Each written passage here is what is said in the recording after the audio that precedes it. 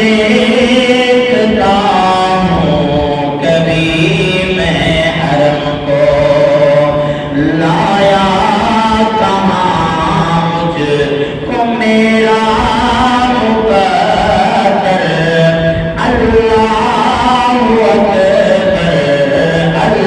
اللہ اکبر اللہ اکبر اللہ اکبر۔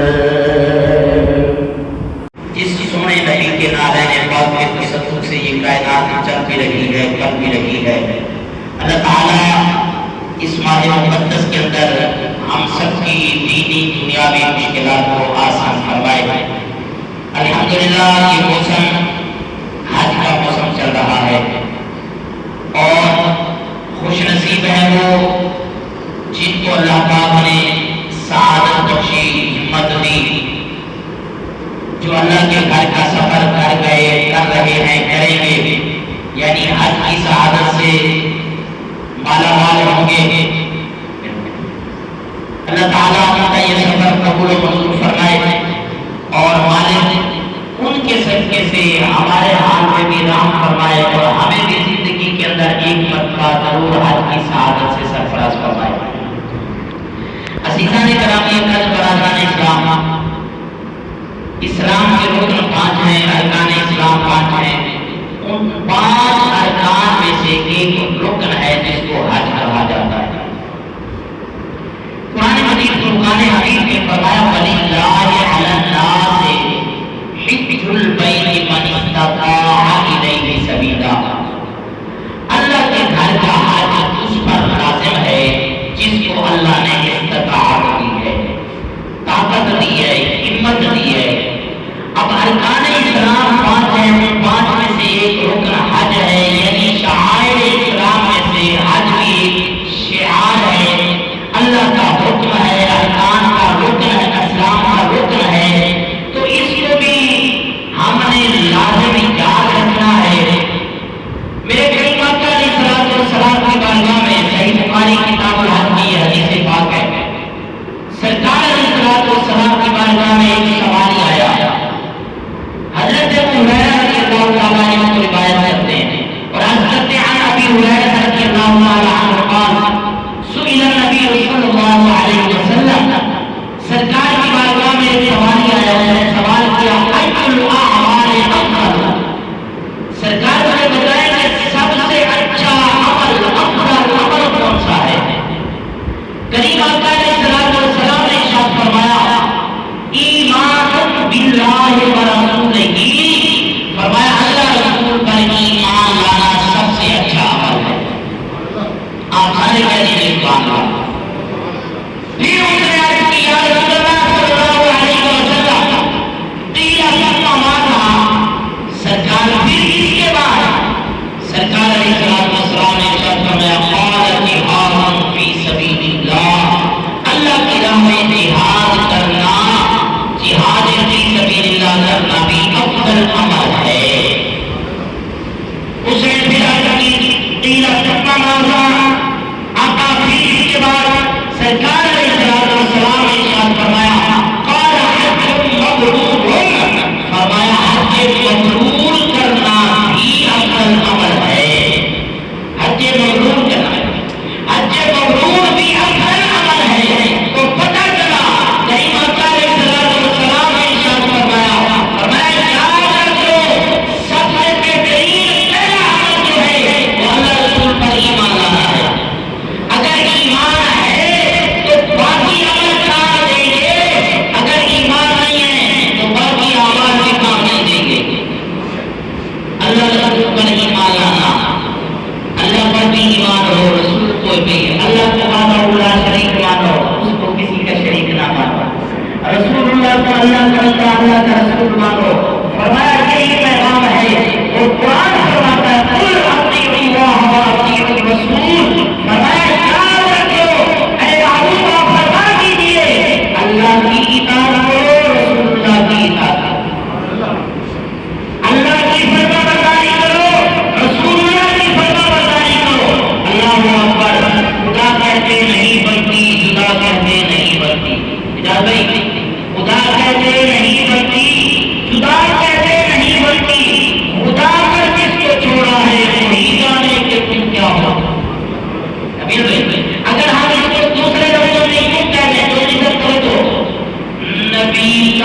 ذکر ہی خدا کا ذکر ہے، نبی کا ذکر ہی خدا کا ذکر ہے، نبی کی بات ہی خدا کی بات ہے، سارے بولیے نبی کا ذکر ہی خدا کا ذکر ہے، نبی کی بات ہی خدا کی بات ہے، ید اللہ کہہ دیا تو ثابت ہو گیا، ید اللہ کہہ دیا تو ثابت ہو گیا، خدا کا نبی کا ہاتھ ہی خدا کا ہاتھ ہے، ید اللہ کہہ دیا تو ثابت ہو گیا، نبی کا ہاتھ ہی خدا کا ہاتھ، نبی کا ذکر ہی میرے کریم آقا علیہ الصلوۃ والسلام کے غلاموں، سرکار نے فرمایا قال حج مبرور، حج مبرور کرو۔ اب حج مبرور کیا ہے؟ کریم آقا علیہ الصلوۃ والسلام کے غلاموں، سرکار فرماتے ہیں حج مبرور وہ ہے جس میں تصنع نہ ہو، بناوٹ نہ ہو، دکھاوا نہ ہو، ریاکاری نہ ہو، تکبر نہ ہو۔ فرمایا اللہ کی رضا کے لیے سفر کیا جائے، اللہ کی رضا کے لیے عبادت کی جائے، فرمایا وہ حج مبرور ہوگا۔ اور فرمایا حج مبرور کا فائدہ کیا ہے؟ فرمایا جب بندہ ہر چیز کو پس پشت رکھ کے اللہ کی رضا کے لیے عبادت کرتا ہے، حج مکمل کرتا ہے، فرمایا وہ گناہوں سے ایسے صاف ہو جاتا ہے جیسے بچہ ماں کے پیٹ سے جنم لے، کوئی گناہ نہیں ہوتا۔ آپ کہہ دیجیے سبحان اللہ۔ میرے کریم آقا کے غلاموں توجہ کیجیے گا، اللہ کا قرآن فرماتا ہے وَلِلَّهِ عَلَى النَّاسِ حِجُّ الْبَيْتِ مَنِ اسْتَطَاعَ إِلَيْهِ سَبِيلًا۔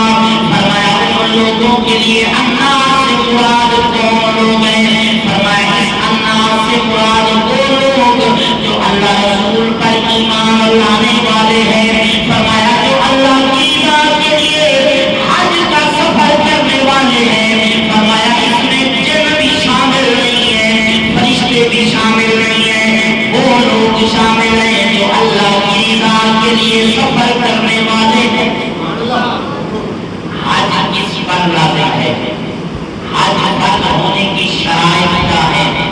علماء فرماتے ہیں سب سے پہلی شرط یہ ہے کہ مسلمان ہو۔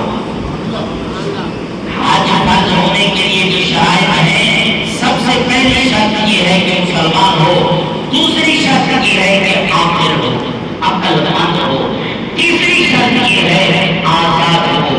غلام پر حج نہیں ہے، بیوقوف پر، جاہل پر، جاہل مراد یعنی پاگل پر حج فرض نہیں ہے۔ اور فرمایا کہ چوتھی شرط یہ ہے کہ بالغ ہو، نابالغ پر حج فرض نہیں ہے۔ پانچویں شرط یہ ہے کہ تندرست ہو، صحت مند ہو، چل پھر سکتا ہو، آ جا سکتا ہو، نابینے پر بھی حج فرض نہیں ہے، صحت مند پر حج فرض ہے۔ اور فرمایا کہ چھٹی شرط یہ ہے صاحب استطاعت ہو۔ یہ نہیں ہے کہ خود حج کرتا پھرے پیچھے بچے بھیک مانگتے پھرے، ایسا نہیں ہے۔ اور اس کا بھی حق نہیں ہے جو بہن کا حق کھا کے کہہ دیا ہے مال حق سے دل پہ دیدہ حق کھا کے اجازت دے پر کی تیاری کر دے۔ جن کا حق دینا ہے ان کا حق دو، پہلے ان کا حق دو، پھر اللہ رسول کی بارگاہ میں جاؤ، اللہ بھی خوش ہوگا، اللہ کا رسول بھی خوش ہوگا۔ کریم آقا حضرت ام المؤمنین عائشہ صدیقہ رضی اللہ تعالی عنہا، صدیقہ کائنات، محبوب کائنات کی محبوبہ بیوی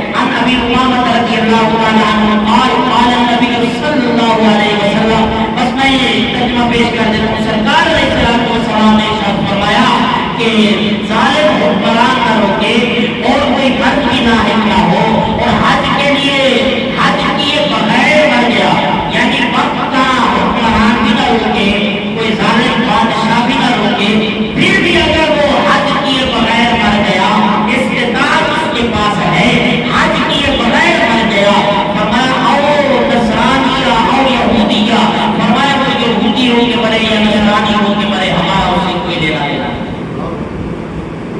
یعنی استطاعت ہونے کے باوجود بھی اگر حج نہیں کرتا، سرکار فرماتے ہیں چاہے وہ نصرانی ہو کے مرے یا یہودی ہو کے مرے، ہمارا اس سے کوئی لینا دینا نہیں ہے، بات اسی کی ہوگی جو اللہ رسول کی بات ماننے والا ہوگا۔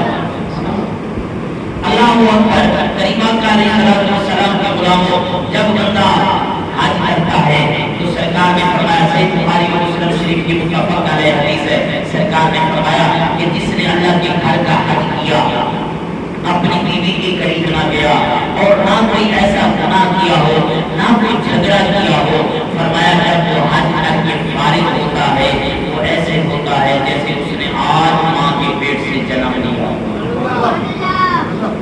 کتنا خوش نصیب ہے وہ نبی کا غلام جس کو یہ سعادت ملتا ہے۔ اللہ اکبر، کریم آقا علیہ السلام کے غلام سرکار فرماتے ہیں، مسند ابی یعلا کے اندر یہ حدیث پاک موجود ہے، سرکار نے فرمایا جو شخص حج کے لیے نکلا مگر راستے میں فوت ہو گیا، فرمایا قیامت تک اس بندے کے لیے ہر سال حج کا ثواب لکھا جاتا ہے۔ اور کریم آقا علیہ السلام نے ارشاد فرمایا جو شخص عمرہ کرنے کے لیے نکلا راستے میں فوت ہو گیا، یعنی گھر سے نکل چکا ہے تیاری کر کے، ساتھ گھر سے نکل چکا ہے تیاری کر کے عمرہ کرنے کے لیے، راستے میں فوت ہو گیا، سرکار نے فرمایا اس کو غسل دو، فرمایا اس کے اوپر خوشبو نہ لگاؤ، اس کے منہ کو نہ ڈھانپو۔ عرض کی کہ یا رسول اللہ کیا وجہ؟ کیونکہ عمرے کے دوران، احرام کے دوران خوشبو بھی نہیں لگاتے نا، تو سرکار نے فرمایا خوشبو بھی نہ لگاؤ، منہ بھی نہ ڈھانپو۔ یا رسول اللہ کیا وجہ؟ سرکار فرماتے ہیں کہ جب یہ قیامت کے دن اٹھے گا تلبیہ کہتے ہوئے اٹھے گا، رب کے نام کی صدا دیتے ہوئے اٹھے گا۔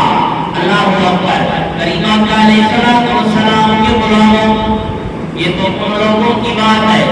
اب آئیے میں حدیث پاک پیش کرنے لگا ہوں، اس کو نقل کیا تبیان القرآن کے اندر علامہ غلام رسول سیدی رحمت اللہ علیہ نے۔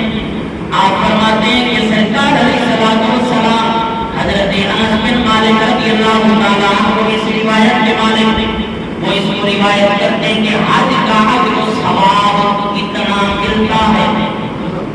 نبی بھائی حج کا اجر و ثواب سجادے سمجھو، حج کا اجر و ثواب کتنا ملتا ہے؟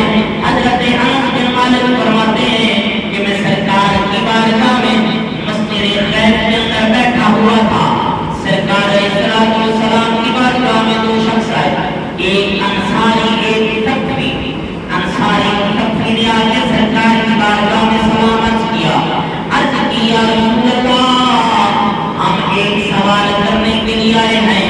میرے کریم آقا علیہ السلام نے ارشاد فرمایا او میرے غلاموں اگر تم چاہو تو میں تمہارا سوال بھی بتا دوں، جواب بھی دے دوں۔ سارے کہہ دیجیے سبحان اللہ، تمہارا سوال بھی بتا دوں، تمہارے سوال کا جواب بھی دے دوں۔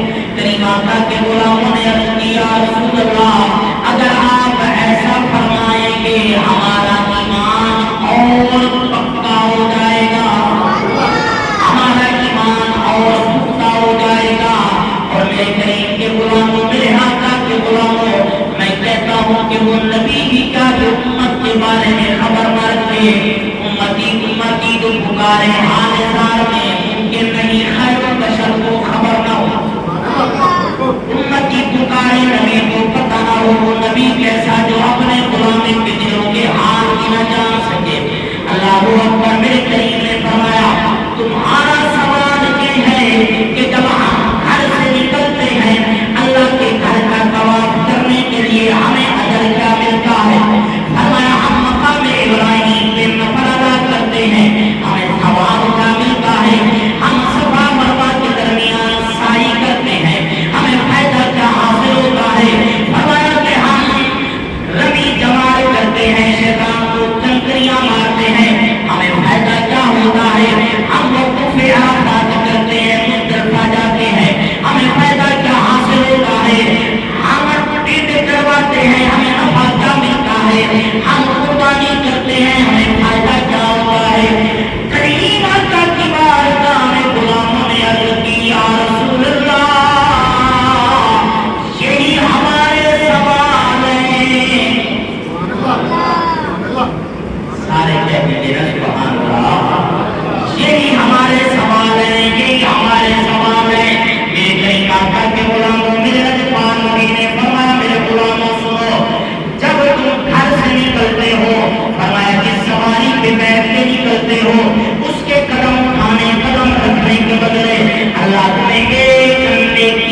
فرماتا ہے ہر قدم کے بدلے اٹھنے پر بھی رکھنے پر بھی ایک نیکی ایک گناہ معاف ایک درجہ بلند سارے کہتے ہیں سبحان اللہ کریم آقا علیہ الصلوۃ والسلام نے فرمایا جب تم مقام ابراہیم پہ آ کے دو رکعت نماز نفل ادا کرتے ہو فرمایا اولاد اسماعیل میں سے ایک غلام آزاد کرنے کا اللہ تمہیں اجر عطا فرماتا سرکار علیہ الصلوۃ والسلام نے فرمایا صفا مروہ کے درمیان سعی کرتے ہو فرمایا اللہ تمہیں 70 غلام آزاد کرنے کا اجر عطا فرماتا صاحب نے سبحان اللہ کہہ دیا ہے چوتھا فرمایا میدان عرفات میں وقوف پر جب تم آتے ہو مزدلفہ میں اللہ فرماتا ہے فرشتوں سے اے میرے فرشتوں دیکھو میرے بندوں کو کس حال میں میرے بندے آئے ہیں اللہ اپنی نظر رحمت فرماتا ہے اور رب فرماتا ہے اے میرے فرشتوں میرے بندے جس حال میں بھی ہیں میں ان کی بخشش فرما دیتا ہوں ان کی مغفرت فرما دیتا ہوں اچھا صرف ان کی نہیں ہوگی فرماتے ہیں کہ جس کی وہ سفارش کریں گے اللہ اس کی بھی مغفرت فرما دے گا اللہ اکبر آگے چلیے میرے کریم آقا کے غلاموں سرکار علیہ الصلوۃ والسلام نے ارشاد فرمایا کہ جب تم مزدلفہ کی طرف آؤ تمہاری بخشش ہو گئی اللہ تمہاری مغفرت فرما دے گا فرمایا جب تم شیطان کو کنکریاں مارتے ہو اللہ کرے کہ ہم کہاں کنکریاں مارے یہاں لاتے مارے شیطان کو لاتے مارے بندوں کو نہیں شیطان کو لاتے مارے کہ وہاں کنکریاں مارے اللہ کے نبی نے فرمایا ایک ایک کنکری کے بدلے اللہ ایک ایک کبیرہ گناہ معاف فرما دیتا آگے چلیے سرکار علیہ الصلوۃ والسلام نے ارشاد فرمایا کہ جب تم قربانی کرتے ہو فرمایا اللہ تمہاری قربانیوں کا ذخیرہ فرما لیتا ہے قربانی کا ذخیرہ فرما لیتا ہے اس کا اجر پھر قیامت کے دن اللہ دیکھتے ہیں اور سنیے آگے سنیے اللہ کے نبی علیہ الصلوۃ والسلام نے ارشاد فرمایا جب تم ٹین کرواتے ہو بال کٹواتے ہو فرمایا ہر بال کے بدلے ایک گناہ معاف ایک نیکی مل جاتی ہے کریم آقا کے غلاموں میاں محمد بخش رحمۃ اللہ علیہ فرماتے ہیں کہ میں دیکھا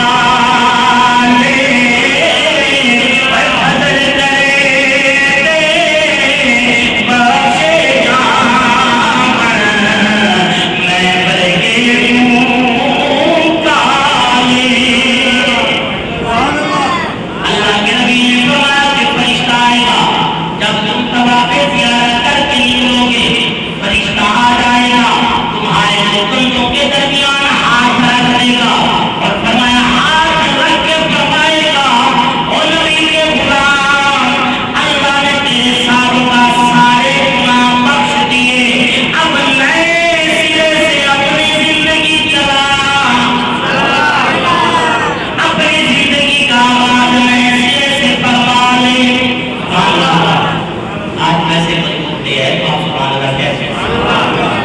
یہ الگ بات ہے کہ میں نے ابھی دیکھا ہے کہ مزدور آپ بھی مزدوری کر رہے ہیں، اور مزدور ڈے کس لیے، کس کے لیے؟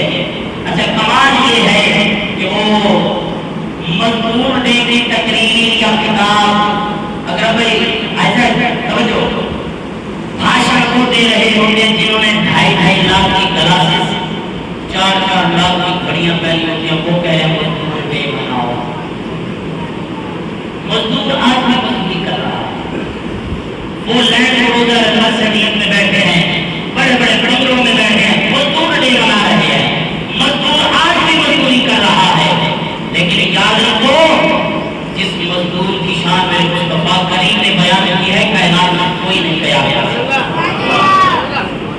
سرکار علیہ السلام کا فرمان ہے اُرْضُ الْأَجِيرَ أَجْرَهُ قَبْلَ أَن يَجُفَّ عَرَقَهُ، فرمایا مزدور کی مزدوری اس کے پسینہ خشک ہونے سے پہلے دے دو۔ سبحان اللہ۔ سادہ حضرت عادل جڑی 5 بجے وہ چنگی کہ کئی طرح ساری نماز کام کرے تھے شام کو کر کے 5 بجے مزدوری بچ ہم بچانے کے ذکر میں کھانے کے حق کھانے کے ذکر میں پڑے پڑے اللہ اکبر۔